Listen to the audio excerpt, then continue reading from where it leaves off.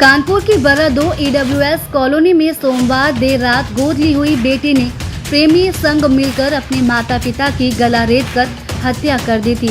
वारदात को अंजाम देने के बाद अपने भाई और पुलिस को गुमराह कर अज्ञात युवकों पर हत्या करने का आरोप लगाया था।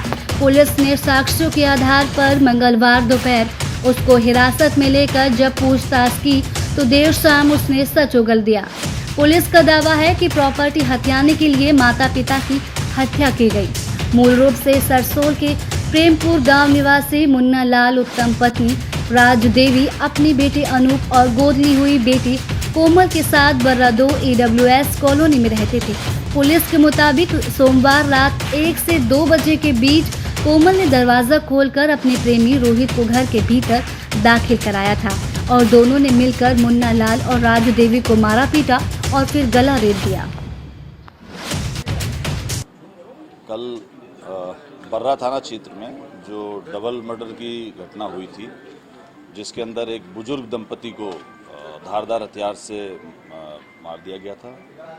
पुलिस तत्काल मौके पर पहुंचे, हमारे वरिष्ठ अधिकारी मौके पर पहुंचे और जब सबसे पूछताछ करी, घटनास्थल का निरीक्षण किया, फॉरेंसिक की टीम गई, तो उसे यही स्पष्ट हुआ था कि ये संभवतः जो घटना घटित हुई है वो परिवार के अंदर ही हुई है। इनिशियली 2 लोगों को, जो लड़का था उसके सालों को नामजद किया गया, जो कि फतेहपुर के रहने वाले थे और उन पर आरोप यह था कि उसका अपना पत्नी से विवाद चल रहा था और इसी के मद्देनज़र उन दोनों जो उसके साले थे उनको नामित किया गया। पुलिस ने अपनी तफ्तीश शुरू करी और पहले ही करीब 1-1.5 घंटे के अंदर ही क्लियर हो गया कि ये नामजदगी गलत है।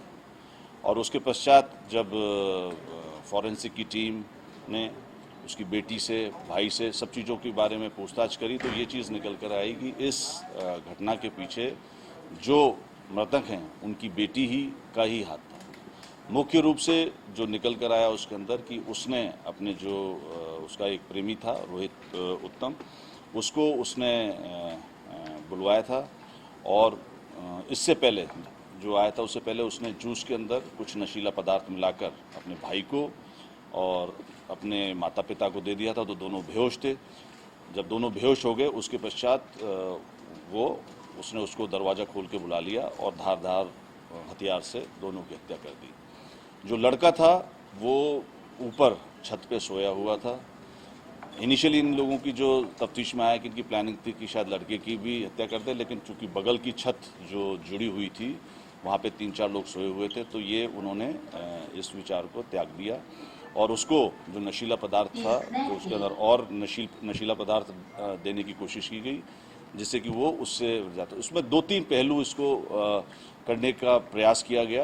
पहला प्रयास ये किया गया कि तीनों की हत्या कर दी जाए, जिससे कि एक और लूटपाट का एक प्रारूप दिया जाए। दूसरा, जब ये नहीं हुआ तो हमने उसकी जो मोबाइल और उस चीज़ को चेक किया तो उसके अंदर ये भी निकल कर आया कि लड़की ने एक व्हाट्सएप बनाया हुआ था, जिसके अंदर ये उसने स्पष्ट लिखा हुआ था कि उसके मतलब वो माता पिता की तरफ से कि वो आत्महत्या कर रहे हैं क्योंकि उनका लड़के से विवाद हो गया। तो दूसरी प्लानिंग ये थी कि वो जहर से उनकी डेथ हो जाती और लड़का भी जहर खा लेता, तो ये विवाद में इस तरीके से शो करते हैं। और मुख्य रूप से जो चीज़ इसमें निकल कर आई है, इसके अंदर